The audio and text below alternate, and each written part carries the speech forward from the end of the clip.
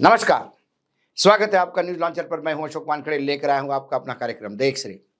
आज एक खबर आई, समाजवादी पार्टी के आगरा के सांसद रामजीलाल सुमन के घर पर करनी सेना ने हमला बोल दिया।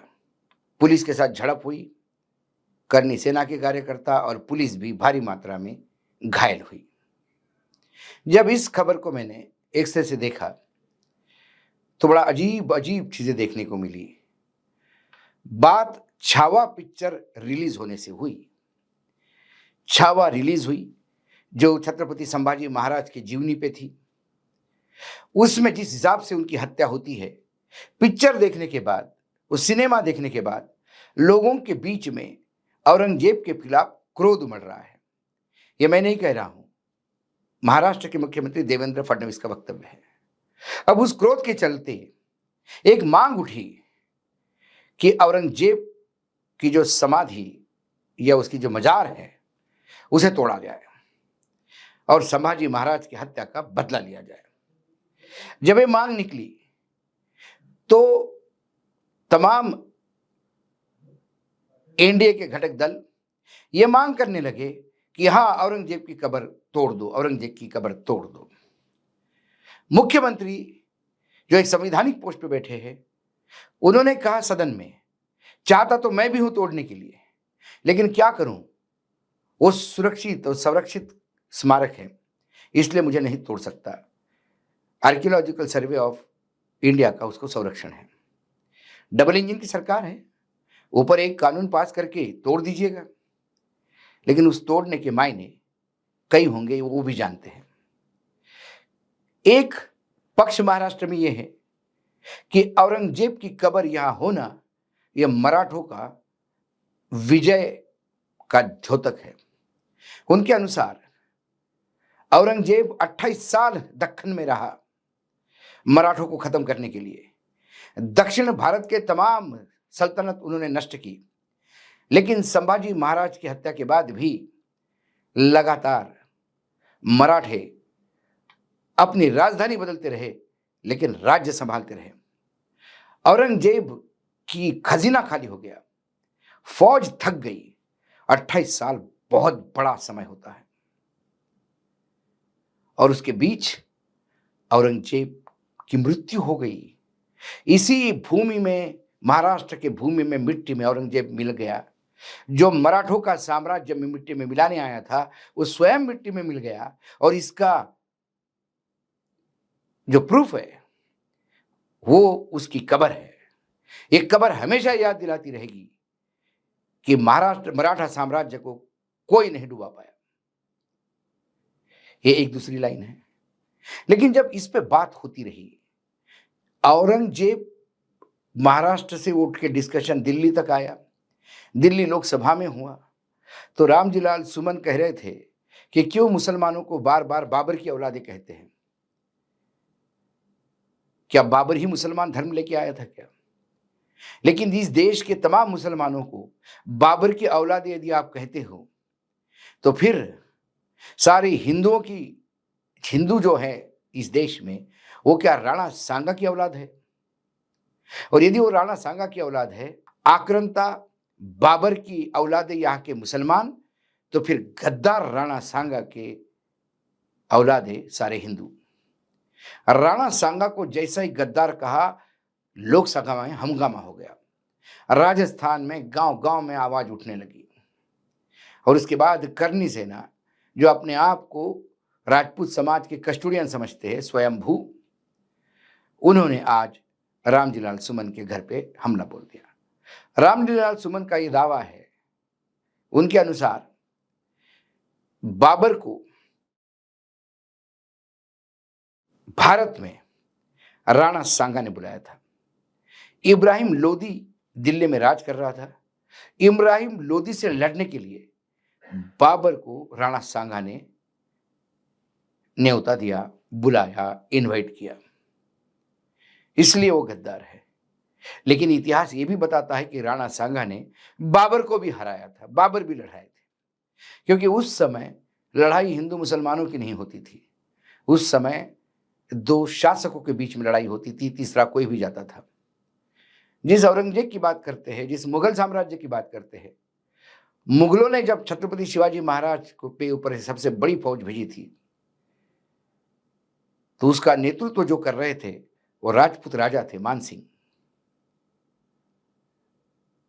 मुगलों के फौज में हिंदू सरदार छत्रपति शिवाजी महाराज को हराने के लिए लड़ रहे थे, और छत्रपति शिवाजी महाराज के फौज में असंख्य मुसलमान सरदार एक हिंदू राजा को एक मुसलमान आक्रांता से बचाने के लिए लड़ रहे थे। तो ये फिर लड़ाई हिंदू मुसलमान की कहां से हो गई? ये लड़ाई औरंगजेब, मुगल और मराठों के बीच में थी। लेकिन ये इतिहास सुनना कौन चाहता है, क्योंकि यहां तो हिंदू मुसलमान करने में ज्यादा प्रॉफिट है। अब कुल मिला के जब ये मामला हो गया, जो आगरा के एतमादपुर के कुबेरपुर में जो जगह है, घर है, वहां पे करनी सेना के लोग भारी तादाद में पहुंचे, साथ में बुलडोजर लेके पहुंचे, क्योंकि आजकल उत्तर प्रदेश में बुलडोजर एक सिंबल हो गया है।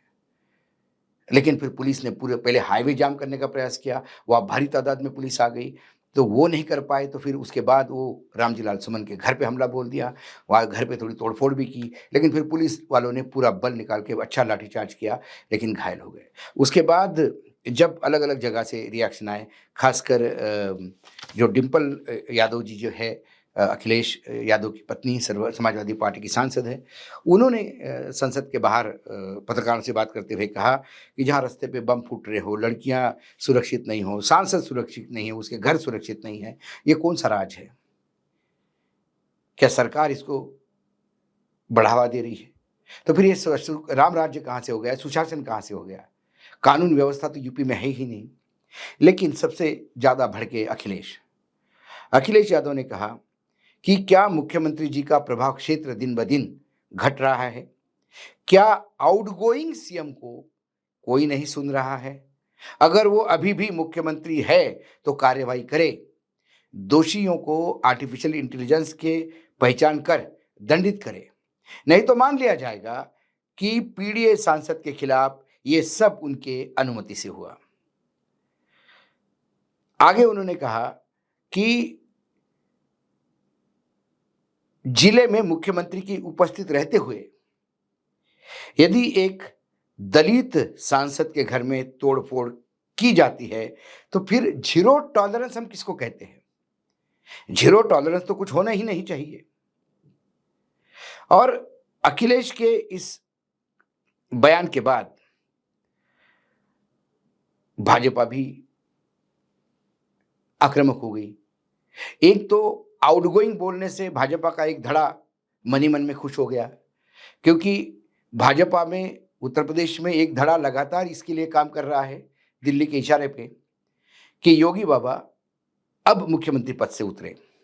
और योगी जी जो है वो नागपुर के भरोसे अपनी कुर्सी पर डट के बैठे हैं। सपा मुखिया ने आरोप यह भी लगाया कि रामजी लाल सुमन का घर इसलिए अटैक हुआ क्योंकि वो दलित है। इसके पहले योगी आदित्यनाथ द्वारा दिए गए एक बयान को टैग करते हुए अखिलेश जी ने कहा कि मुख्यमंत्री जी उत्तर प्रदेश में बीजेपी के विधायकों को समायोजित करने के लिए एक धमकी मंत्रालय भी बना देना चाहिए। इस मंत्रालय में मंत्री बनने के लिए उनके पास पार्टी के एक नहीं कई लोग योग्य हैं, लेकिन चाहे तो वो मंत्रालय खुद भी अपने पास रख सकते हैं, क्योंकि इसके लिए उनके पास खास एक योग्यता है और अनुभव भी है। लेकिन फिर बीजेपी के तरफ से जब वहां पे दलित की बात हो गई तो फिर बीजेपी के तरफ से भी जो हमलावर हुआ वो डिप्टी मुख्यमंत्री जो उप मुख्यमंत्री है केशव प्रसाद मौर्य ने कहा कि राणा सांगा का अपमान और औरंगजेब का गुणगान यही सपा की राजनीति है। इनके मुखिया अखिलेश यादव की असली पहचान है देश के महापुरुषों को बार बार अपमानित करना और देश के दुश्मनों को सम्मानित करना। ये समाजवादी पार्टी ने अपना रास्ता चुन लिया है। अब जनता ब्याज समेत हिसाब चुकता करेगा और सपा को सजा देकर समाप्तवादी पार्टी बनाने का काम करेगा। दूसरी तरफ करनी सेना ने लगातार ये बात कही है कि ये उनका पहला हमला नहीं, और ये यहां चुप नहीं बैठेंगे। कुल मिलाकर क्या करनी सेना जब हाईवे पे ब्लॉक कर रही थी और उनको वहां करने नहीं दिया गया, इसका मतलब प्रशासन ने पूरे बल का उपयोग किया उनको हाईवे जाम करने से रोकने से। लेकिन इसके बाद यदि वो सुमन के घर पर घुस सकते हैं तो इसका मतलब क्या ऊपर से शह था। बात यह भी हो रही कि वो जय श्री राम के नारे लगाते हुए जा रहे थे। सवाल ये है कि मुझे लगता है कि इतिहास से सबको बचना चाहिए, क्योंकि इतिहास लोग ठीक से जानते भी नहीं। और यदि आपको इतिहास पता नहीं है तो आप इतिहास पढ़ लीजिएगा, तब इतिहास का उदाहरण दे दीजिएगा। यदि औरंगाबाद, जिसको अब संभाजी नगर कहा जाता है, वहां से 30 किलोमीटर दूर औरंगजेब की कब्र वाकई निकाल के फेंकने से इस देश की तमाम समस्याओं का हल हो जाता है, छोड़ दीजिए महाराष्ट्र की समस्याओं का हल हो जाता है। मैं तो और छोटे लेवल पे आता हूं, मराठवाड़ा, जो संभाजी नगर और आसपास के क्षेत्र की बात करते हैं, वहां सिर्फ पानी की समस्या जो पिछले 70 साल से झेल रहे हैं वो भी समाप्त हो जाती है, तो सबसे पहले कई लोग ऐसे होंगे जो अपने कार सेवा से वो कब्र वहां से हटाएंगे। लेकिन कब्र हटाने से ज्यादा छत्रपति शिवाजी और संभाजी महाराज जो बता के गए, जो करके गए, उनका अनुकरण करने की जरूरत है। छत्रपति संभाजी शिवाजी महाराज के फौज में इतने मुस्लिम थे कि उन्होंने कभी मुसलमानों से परहेज नहीं किया। जिस अफजल खान का पेट फाड़कर उन्होंने उसकी हत्या की थी प्रतापगढ़ के निचले वाले हिस्से में, उनकी मृत्यु के बाद उन्होंने कहा कि इसका शव पूरे धर्म के अनुसार दफनाकर वहां एक छोटी मजार बना दीजिए। ये बातें इतिहास में हैं। तो कुल मिलाकर जो इतिहास पुरुष जो हमको सिखा के गए वो हम सीखने को तैयार नहीं है। हर चीज में हिंदू मुसलमान ढूंढ रहे हैं, क्योंकि हिंदू मुसलमान की इस आग में भले ही देश जलता रहे, राजनीतिक दलों की रोटियां सिकती है। जब मैं एक सिरे से देखता हूं तो मुझे कई चीजें दिखाई देती है। पूरा रायता फैला हुआ है जो मैंने आपके सामने प्रस्तुत करने का प्रयास किया। आज इतना ही, कल फिर आता हूं किसी विषय के साथ। तब तक के लिए नमस्कार। देखते रहिएगा न्यूज लॉन्चर।